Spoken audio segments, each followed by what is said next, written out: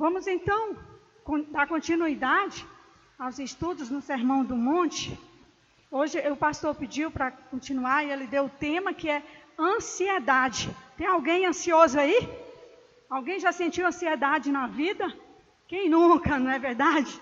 Quem nunca sentiu ansiedade? É um sentimento natural. A ansiedade, até um certo ponto, ela faz-se necessário. É importante para que a gente faça as coisas, realize. Aquela adrenalina faz parte. Naquela entrevista de trabalho, não é? Em situações talvez assim inesperadas, ou até aquelas mesmo que você se programa para ir. É normal que você sinta um pouco de ansiedade. A noiva, quando está próxima do casamento, o noivo também. Lembro-me quando fui casar, que eu sempre procurei chegar no horário certinho, nos cultos e tudo. Ser bem Caxias. Eu acho que eu fui a noiva que chegou antes do noivo na igreja. Se bem que devesse talvez ter corrido, né? Tá, o casamento não deu certo, mas aquele momento para mim era tudo, era muito especial, não é? E eu cheguei antes, todo mundo falou, mas as noivas sempre atrasam. E eu falei, não, vou chegar no horário. Cheguei até um pouco antes dele. Mas amém, porque Deus nos criou também assim como seres com sentimentos, com emoções. E todos nós passamos por isso e Deus nos entende. A Bíblia diz que Deus conhece a nossa estrutura. Então vamos meditar então na palavra de Deus. Abra sua Bíblia no capítulo 6 do Evangelho de Mateus. Vamos estar lendo dos versículos 25 ao versículo 34. Acompanhe aí a leitura da palavra. Mateus 6, do versículo 25 ao versículo 34. Nos diz assim: por isso vos digo, não fiqueis ansiosos quanto à vossa vida, com o que comereis ou com o que bebereis, nem quanto ao vosso corpo, com o que vestireis. Não é a vida mais do que o alimento, e o corpo mais do que o vestuário? Olhai para as aves do céu, que não semeiam, nem colhem, nem ajuntam em celeiros, mas vosso Pai Celestial as alimenta. Acaso não tendes muito mais valor do que elas? Versículo 27. Qual de vós, por mais ansioso que esteja, pode acrescentar sequer uma hora à duração de sua vida? E por que andais ansiosos quanto ao que vestir? Olhai como os lírios do campo crescem, eles não trabalham nem tecem. Mas eu vos digo que nem Salomão, em toda a sua glória, se vestiu como um deles. Se Deus veste assim a planta do campo, que hoje existe e amanhã é jogada no forno, quanto mais a vós, homens de pequena fé? Portanto, não vos inquieteis dizendo, que comeremos? Que beberemos? Com que nos vestiremos? Pois os gentios é que procuram todas essas coisas. E de fato, vosso Pai Celestial sabe que precisais de tudo isso. Mas buscai primeiro o seu reino e a sua justiça, e todas essas coisas vos serão acrescentadas. Não vos inquieteis, pois, pelo dia de amanhã, porque o dia de amanhã trará suas próprias preocupações. Basta a cada dia o seu problema. Vamos orar? Pai, nós te louvamos, te bendizemos, te agradecemos pela chuva que o Senhor derramou sobre a terra. Te agradecemos, ó Deus, porque o Senhor é um Deus que supre as nossas necessidades, que nos conhece, que nos entende. Obrigada pelos ensinamentos da Tua Palavra, pelas lições que estamos aprendendo aqui com o Sermão do Monte. Que Teu Santo Espírito possa estar agora agindo em cada mente, em cada coração, para que possamos entender e aplicar a Tua Palavra no nosso coração, apropriando dessas promessas, dessas bênçãos, e assim, ó Deus, viveremos uma vida mais tranquila, sem preocupações, sem ansiedade, Deus. Trabalhe as nossas vidas, nos ajude a dependermos mais do Senhor e a descansarmos em Ti, com a fé acrescida a cada dia, uma fé grande naquele Deus que é um Pai que tem cuidado de nós em todos os detalhes. Assim nós oramos em nome do Senhor Jesus. Amém. Deixe-me...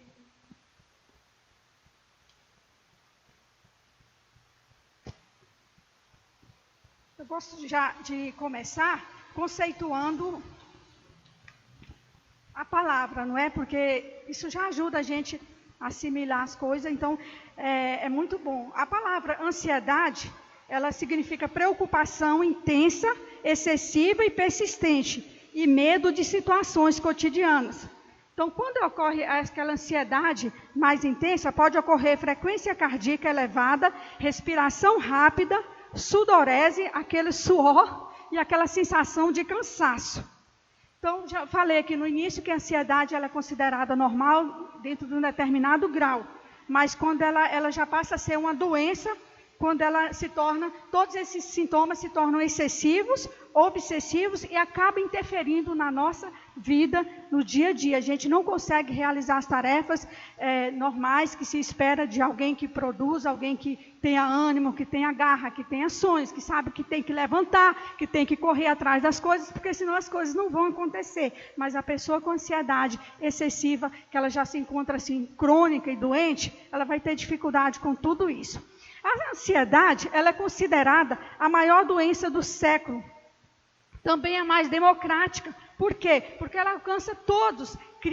Tem crianças que precisam tomar remédios, porque tem um certo grau de ansiedade que atrapalha. Aí você pensa, poxa, criança com ansiedade tem. Então atinge crianças, atinge adolescentes, jovens, velhos, todas as classes sociais, pobres, ricos, cristãos e incrédulos. Todos são passíveis e são vítimas também da ansiedade. Uma coisa que me chamou a atenção, a palavra ansiedade, no grego, ela significa estrangulamento. Gente, imagina, não é? Só de falar estrangulamento, a gente já fica assim. Então, no grego, significa estrangulamento. O que significa isso? Apertar o pescoço, tirar o oxigênio, sufocar. Quem já se sentiu assim, não é? É muito ruim. Nós estamos vivendo agora a época da pandemia, e um dos sintomas que tem, quando a pessoa está doente, alguns têm esse sintoma, é sentir a falta de ar, com dificuldade para respirar. Quando você está de frente com uma pessoa que tem dificuldade para respirar, automaticamente você também se sente o quê? Meio que ali, aquilo acaba passando para você um pouco assim, você fica meio que agoniado também, sentindo a dificuldade que aquela pessoa está tendo, porque é algo que não é bom. Não é? É tão bom, a gente nem para pensar assim, todo dia acorda respirando, acha algo tão simples. Está aí o motivo para a gente agradecer pelo ar que a gente respira, que é tão importante e tão salutar nas nossas vidas. Então, grave esse significado da palavra para a gente fugir da ansiedade. Então, nós vamos trabalhar aqui alguns tópicos. O primeiro tópico, a gente vai ver os malefícios da ansiedade. É importante saber que Jesus aqui, ele se dirigia aos discípulos, a indivíduos crentes, exclusivamente crentes. Não é? Então, parte sempre desse pressuposto que eram pessoas que já haviam se decidido ao lado do Senhor Jesus, que estavam ali aprendendo mais, e o Senhor, então, dando aquele ensinamento para eles. Então, Jesus, ele aborda alguns pontos sobre a ansiedade. Olha o versículo 27 aí, nós temos... o primeiro tópico que eu separei aqui, que a ansiedade, ela é algo inútil. Por que é algo inútil? O que diz o versículo 27? Qual de vós, por mais ansioso que esteja, pode acrescentar sequer uma hora à duração da sua vida? A gente consegue? Ah, porque eu tenho que fazer isso, se eu não fizer isso, não vai dar certo, eu não vou conseguir. Então, eu fazendo isso, eu vou ter meia hora a mais, 5 minutos a mais de vida. Nenhum de nós consegue isso aí. Então, para que ficar ansioso se a gente não vai conseguir ter um resultado com essa ansiedade? Pelo contrário, o que vai acontecer ficando ansioso? Ela não vai ajudar a resolver o problema, a ansiedade vai drenar, sugar toda a sua força. Ela vai tirar o foco nosso de quem que a gente deveria olhar. Para quem?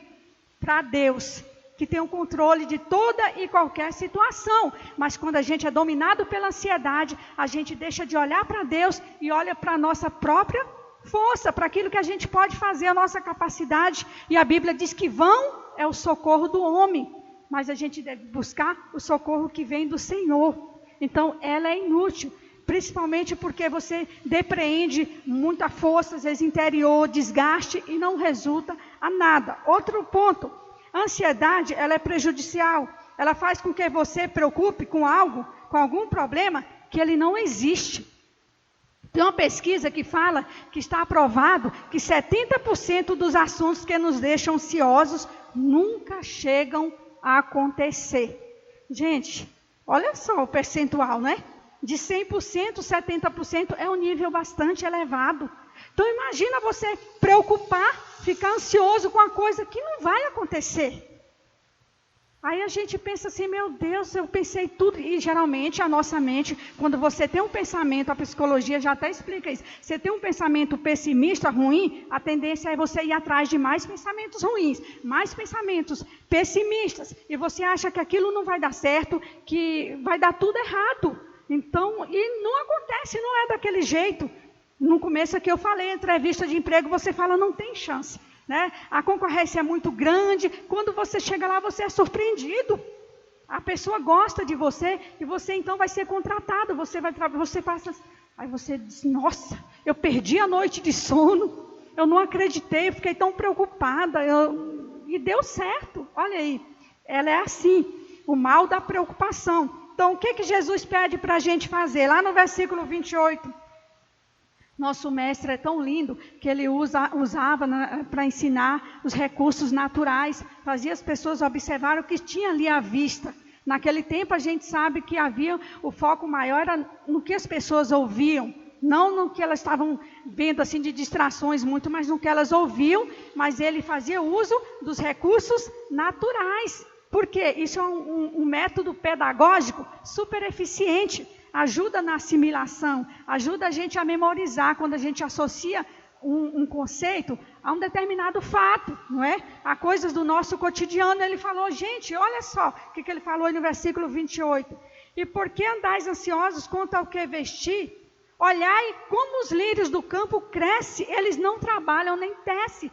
Jesus mandou, olha para a erva do campo, para os lírios, eles crescem naturalmente, sem preocupação. E a gente vê que Jesus ele usa aqui o exemplo sempre de algo que representa algo menor para o maior. O que é mais importante, o ser humano ou o lírio do campo? O ser humano. Mas Jesus faz a gente olhar, porque ele não precisa, o lírio não precisa trabalhar, se mexer, mas Deus cuida dele de forma maravilhosa, que ele até faz a comparação. Não é? Ele diz que nem Salomão em toda a sua glória se vestiu. Não temos nós, ele diz, não valeis vós mais do que tudo isso. Então ele chama a nossa atenção, ele fala também mais adiante dos pássaros. Olhai para, observai os lírios do campo e olhai para os pássaros. O Senhor cuida de tudo. Os passarinhos, você já viu o passarinho ansioso, preocupado? O que é que o passarinho faz geralmente? Ele canta, tem aqueles cantos lindos, não é? Os passarinhos cantam, e essa forma também é a forma de louvar o Criador. Foi Deus que fez os pássaros, foi Deus que fez tudo. Os pássaros cantam e louvam ao Senhor. E nós temos a relação com Deus, se somos crentes em Jesus Cristo, nós não temos apenas Deus como Criador, mas nós o temos como nosso Pai. Pai é algo de íntimo, é algo mais próximo. Você tem reserva para se dirigir ao seu pai, para falar algo de sua vida, de alguma necessidade? Você não tem. O pai e mãe sempre dá a ideia de que é algo íntimo, de casa, que você não tem cerimônia para chegar no seu pai, chegar na sua mãe. Deus quer que a gente estabeleça e desenvolva esse relacionamento com Ele, que às vezes a gente se mantém distante. A nossa fé vai até a questão da salvação. Eu tenho a salvação em Jesus Cristo. Sei que se morrer um dia, Jesus voltar, eu serei salvo. Mas e aí, se apropriar das promessas do Senhor, a gente fica uma vidinha muito medíocre, muito pobre, diante de tudo que Jesus quer que a gente viva. Então o Senhor cuida de tudo isso, e quanto mais cuidará de nós. Terceiro ponto que a gente coloca aqui, que é para a gente refletir também, é sobre a ansiedade. Ela também é um demonstrativo de uma fé insuficiente. Seria uma fé inadequada, uma pequena fé. Olha o que diz aí o versículo 32. O versículo 30, Jesus fala: se Deus veste assim a planta do campo, que hoje existe e amanhã é jogada no forno, quanto mais a vós, homens de pequena fé. Essa parte final aí mostra, eles tinham fé ou não tinham? Eles tinham fé, mas a fé era o quê? Pequena. Era uma fé insuficiente. Então, às vezes você fala assim, meu Deus, mas eu tenho fé, por que as coisas não acontecem? Mas como é que está a sua fé? Você tem uma fé em Deus apenas como seu Salvador? Não é alguém que conquistou a salvação para você, ou alguém que tem ricas promessas para você usufruir, para você cada dia tomar posse disso, não que você vai determinar, não que você vai chegar diante de Deus impondo, mas gente, é algo que Ele já conquistou para nós, e que às vezes a gente fica aí doente, padecendo, como Jesus contou a parábola do filho pródigo, não é verdade? Aquele filho que chegou, estava perdido, o pai se alegrou, fez uma festa para celebrar, o outro ficou com inveja ali, de mal-humorado, e falou, eu que sempre estive do lado do meu pai, ele nunca matou um bezerro, nem um cabritinho, para fazer uma festa para celebrar, agora chega esse meu irmão que gastou tudo, e ele faz uma festa para comemorar, isso não é justo. Aí o Senhor nos ensina, o pai diz, meu filho, tudo que eu tenho aqui é seu também. Aquele rapaz não sabia usufruir tudo que ele tinha ali à sua disposição. Nós também, nós mendigamos às vezes, as pessoas não veem em nós alegria, ânimo, vitória, porque a gente fica aquele crentinho só reclamando, reclama de tudo, você não dá um testemunho, as pessoas que chegam próximas de você não são marcadas por uma pessoa cheia de alegria, de vida, que tem problemas, que tem dificuldade, todos nós temos, mas que tem alegria diferente, porque você consegue sorrir, mesmo em meio às dificuldades. Nós vamos ver mais adiante aqui que essa paz, essa alegria, estar livre da ansiedade não significa não ter problema. Então, Jesus pediu para eles, vocês têm pouca fé, vocês têm que aumentar a fé de vocês. E ele até faz comparação com os gentios, pois, o versículo 32, pois os gentios é que procuram todas essas coisas, e de fato vosso Pai Celestial sabe que precisais de tudo. Os gentios eram aqueles que viviam distante, os incrédulos, que não tinham experiência com Deus. Então as pessoas que não confiam em Deus, que não têm experiência com Deus, às vezes é natural, normal. Não é que elas vivam ansiosas, preocupadas com muitas coisas, querendo resolver tudo ao seu modo, ao seu jeito. Mas o servo do Senhor em crente em Jesus, o crente em Jesus, não pode viver assim ansioso, preocupado com o que comer, com o que vestir, com o que beber. Porque nós temos um Deus que supre, Ele conhece aqui o que diz a palavra do Senhor. E de fato, vosso Pai Celestial sabe que preciseis de tudo isso. Deus sabe, gente, Ele que nos criou e criou tudo que está no mundo, tudo que a gente pode ter também. Ele sabe que a gente precisa do alimento, do vestimento, da água, e Ele vai providenciar como de fato tem nos sustentado. Então Deus sabe que nós somos os seus filhos e nós devemos então fazer o que a palavra diz aí no versículo 33, que é o grande problema nosso, é que nós invertemos a ordem das coisas. A gente quer buscar fazer tudo e Deus fica em última instância. Tem gente que fala assim, eu já fiz tudo, agora eu vou orar, não tem mais jeito, agora vamos orar. Então a oração fica o último recurso. Não pode, a oração tem que estar antes, no meio e depois, sempre. O que diz aí o versículo 33? Mas buscai primeiro o seu reino e a sua justiça, e todas essas coisas vos serão acrescentadas. Versículo 34, não vos inquieteis, pois, pelo dia de amanhã, porque o dia de amanhã trará suas próprias preocupações. Basta cada dia o seu problema. Então, buscar primeiro o reino de Deus, ter um compromisso com o Senhor. Às vezes a gente leva a sério tantas coisas no mundo, o nosso trabalho, os compromissos, e as coisas de Deus ficam lá. Né? Na hora de arrumar para vir para a igreja, não, tudo bem que acontece, a gente se atrasa, tem tudo, não só essa questão aí, mas a leitura da Bíblia, amanhece o dia, a primeira coisa que vai às vezes é o celular, e sempre no celular, vamos gastar tempo, investir tempo com a oração, com a leitura da palavra de Deus, buscar o reino do Senhor, vai fazer a gente ter uma estrutura que a gente suporte melhor, que as coisas não vão nos abalar como abalaria normalmente, porque nós temos uma fé e nós alimentamos, nós nos relacionamos com Deus, não apenas na hora que o problema chega, na hora que o problema, a dificuldade chega, Ele vai nos encontrar robustecidos, fortalecidos, porque nós já vimos de uma caminhada. Mais uma vez eu cito aqui a pandemia, fala da importância de você ter o quê? Um sistema imunológico fortalecido, pessoas que têm uma boa alimentação, né, que bebe bastante água, aí elas conseguem reagir bem, algumas nem têm sintoma, Mas aí, se você deixar para fazer isso de última hora, quando começar a sentir os problemas, dificilmente vai ter o mesmo resultado, a mesma eficácia. Então, no nosso relacionamento com Deus é assim. Às vezes as coisas nos pegam de surpresa, por quê? Porque a gente é negligente na fé. Vamos lá para Filipenses 4. Abra a sua Bíblia, Filipenses 4. Vamos ler os versículos de 6 a 9.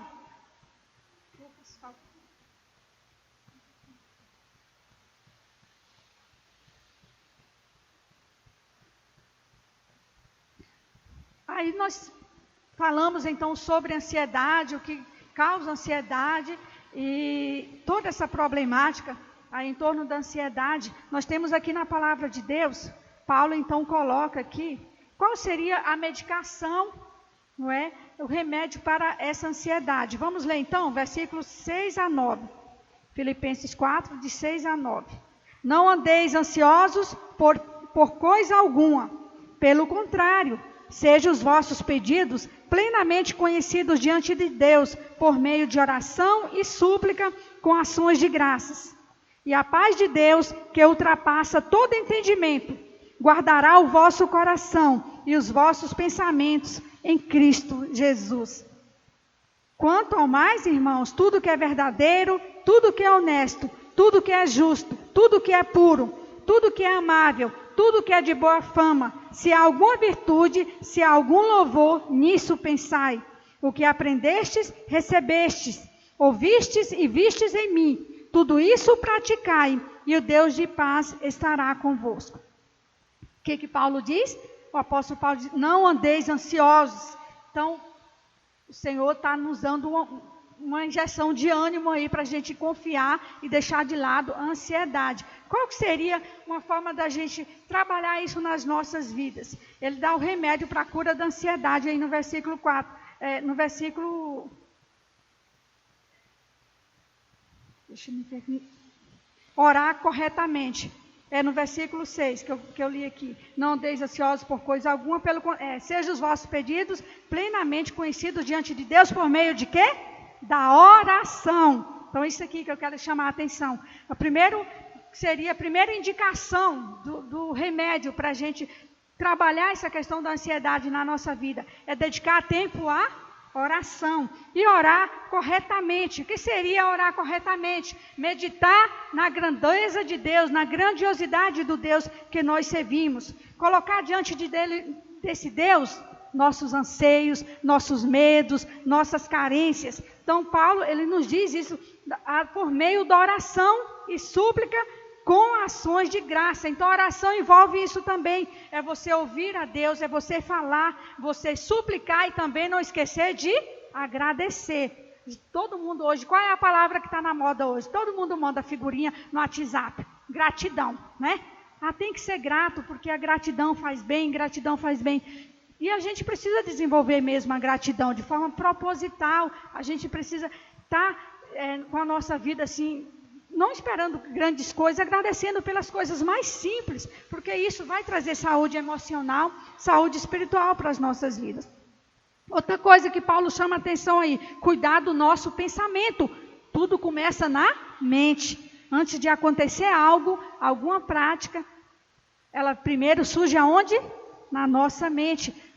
Como que anda a sua mente, os seus pensamentos? A gente precisa ter cuidado, porque a nossa mente, ela é poderosa. E muitas vezes a gente alimenta determinados pensamentos que, se não forem bons e a gente continuar alimentando, a gente vai chegar a praticar aqueles pensamentos e aquilo vai trazer consequências ruins para as nossas vidas. Aí Paulo nos orienta a cuidar do nosso pensamento no versículo 8. Quanto ao mais, irmãos, o que devemos pensar? Tudo que é verdadeiro, tudo que é honesto, tudo que é justo, tudo que é puro, tudo que é amável, tudo que é de boa fama. Se há alguma virtude e se há algum louvor, nisso pensai.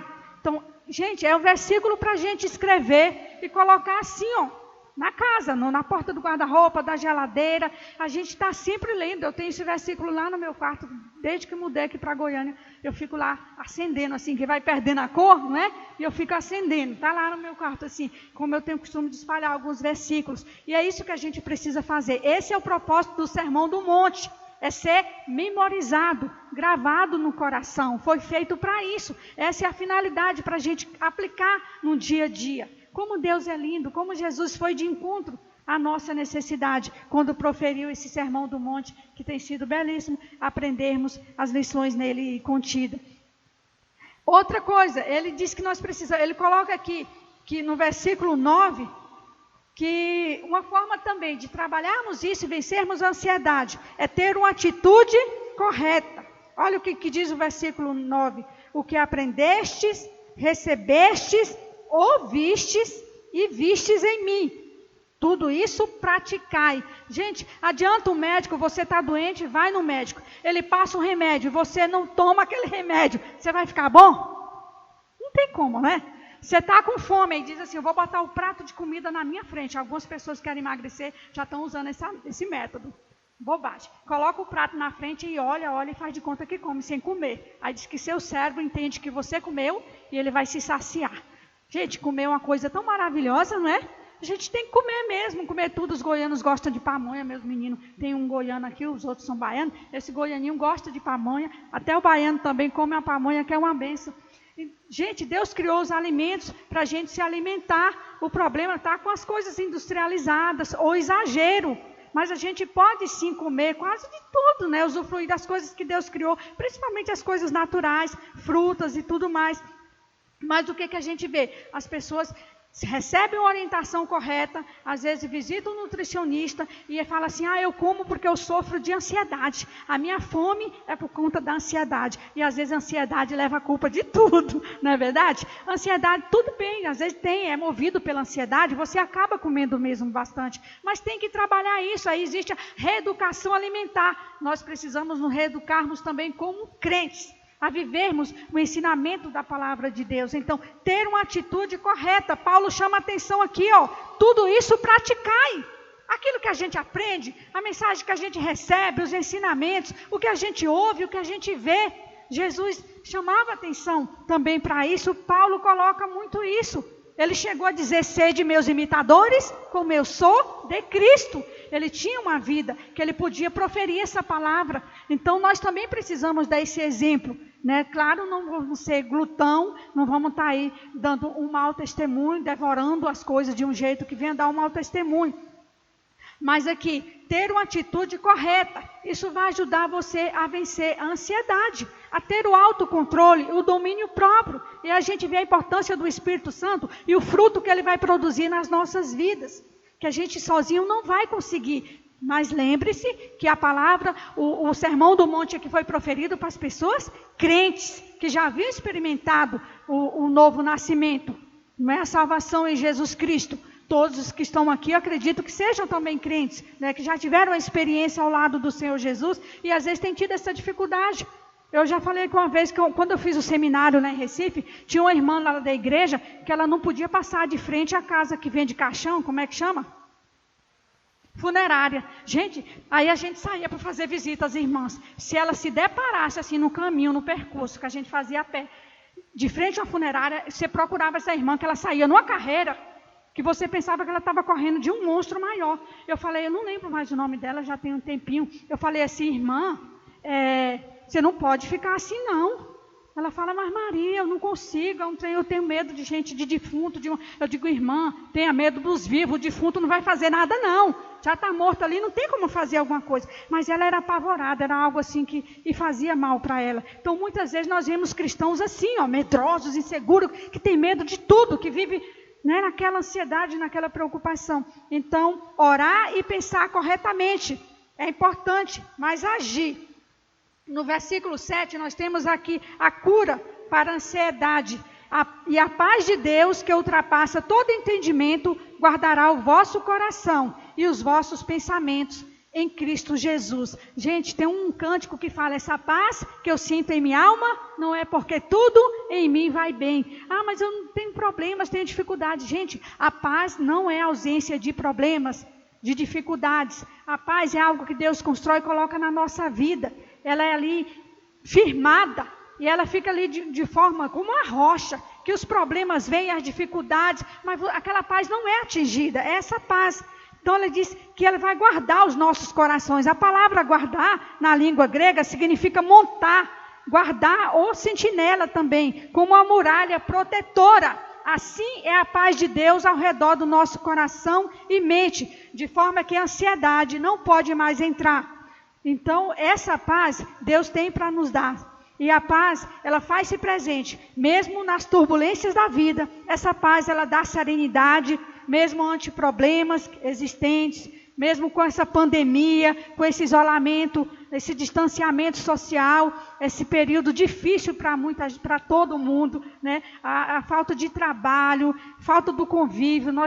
Eu estou tão feliz que os cultos voltaram. Nossa, eu arrumo naquela alegria para vir à igreja, porque é uma coisa tão boa a gente se encontrar aqui, sair, porque o ser humano precisa estar junto com o outro. Esse contato. A igreja de Cristo, a comunhão, é algo que faz bem para a nossa saúde. A Bíblia diz, não desprezeis a congregação do justo. Tem gente que diz, não, estou gostando tanto desses cultos online, acho que eu vou continuar assim, desigrejado, assistindo o culto daqui de casa. Não é assim. A igreja foi criada, ela deve continuar a permanecer firme, porque nós somos o corpo de Cristo e nesse corpo ele trabalha. Não pode ficar aí os membros soltos, espalhados, ficando em casa, só com uma extrema necessidade. Alguém lê aí para mim, para a gente finalizar, 1 Pedro 5, versículo 7. Quero que o irmão que encontrar aí, pode ler. 1 Pedro 5, 7.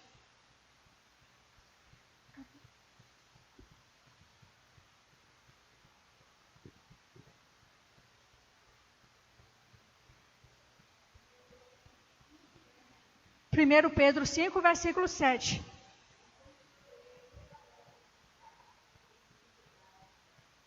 Olha só, quem é que sabe esse versículo de cor?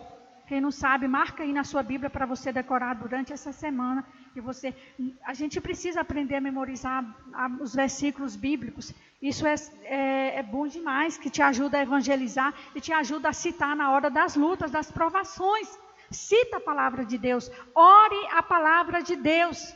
Às vezes a gente vai orar, fala tanta coisa. Gente, vamos falar da palavra de Deus, vamos orar a palavra. Mas como que a gente vai orar a palavra se a gente está ignorante no conhecimento dessa palavra? A gente não conhece a palavra de Deus. E isso aí é o que tem causado grande aflição na vida dos crentes, é a falta de dedicação ao estudo da palavra de Deus, a comunhão, a vida de oração.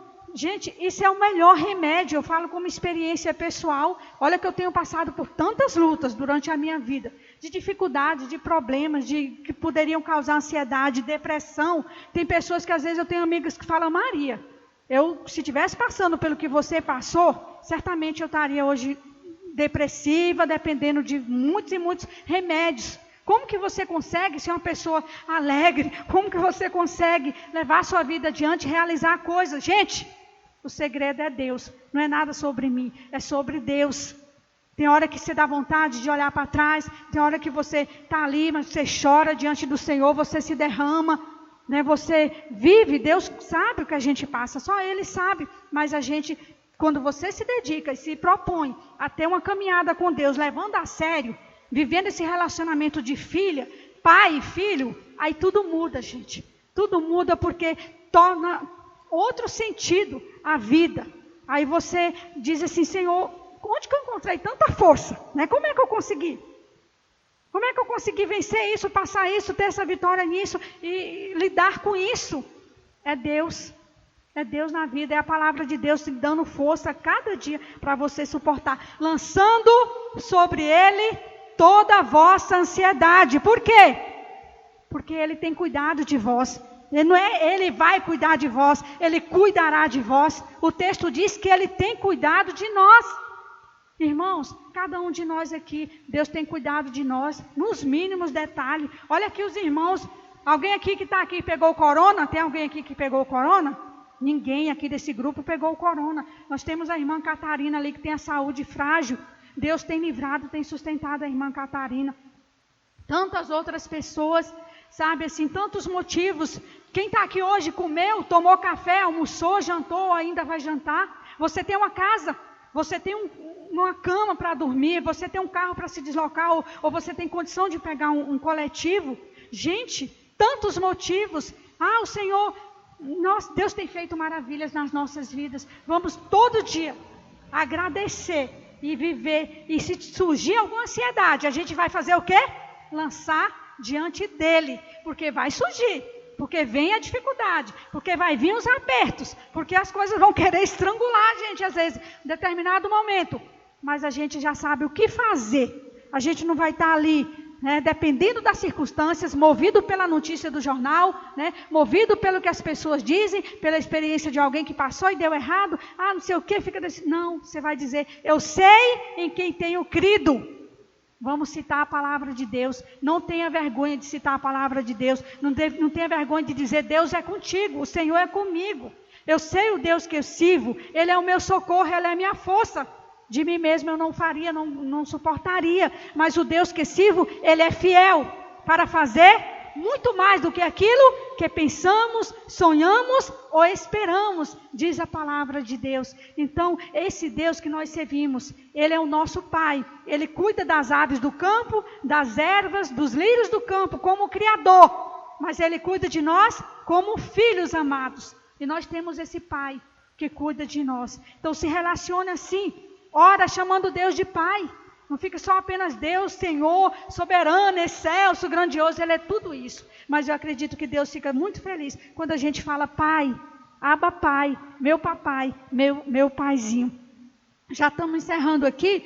Eu vou deixar com vocês um pensamento do Charles Spurgeon, aquele pastor inglês que marcou, né, a história do protestantismo, e uma bênção. Ele falou o seguinte: nossa ansiedade não esvazia o sofrimento do amanhã, mas apenas esvazia a força do hoje.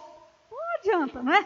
Ele não vai impedir que o sofrimento, o problema venha amanhã, mas vai fazer com que a gente perca a força, a garra, a coragem, a determinação para correr atrás de algo hoje. Vai sugar, vai te extrair a sua energia, a sua força. E por fim, um pensamento que eu não tenho o nome do autor, que eu achei tão interessante, que ele colocou até no material que o pastor me passou, que diz assim: a dificuldade que atinge a muitos dentre nós, os crentes, é que cremos no Senhor Jesus Cristo, mas não cremos nas suas promessas. Como é que você vê Jesus? Apenas como Salvador? Alguém que morreu na cruz? Algo assim distante? Ou aquele que conquistou tantas outras coisas, que tem tantas promessas na Bíblia para nós usufruirmos? Então, ele coloca aqui que o grande problema é esse, que nós cremos no Senhor Jesus como Salvador, mas não cremos nas suas promessas. Talvez esse seja o grande problema que atinja a maioria dos cristãos. Vamos crer nas promessas do Senhor, vamos conhecer mais dessas promessas, elas estão aqui, na Bíblia. Talvez você tenha no seu celular, mas você não está lendo. Se não lê, não adianta.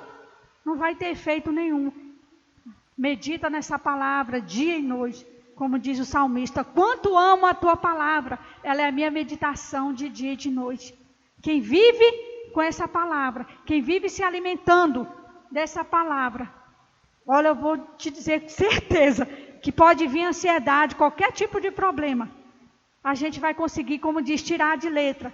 Não que não vai passar por dificuldade, por luta, mas você vai ser tomado por essa paz, você vai ser tomado por um poder grandioso, que você vai viver experiências incríveis ao lado do Senhor Jesus. Amém?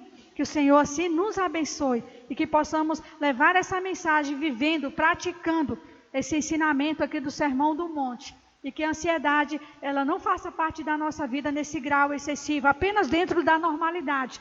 Mas que a ansiedade aguda, grave, doentio, que te paralisa, que te deixa sem ar, que te sufoca, ela não fará parte da sua vida. Porque você está firmado nas promessas do Senhor Jesus. Vamos orar?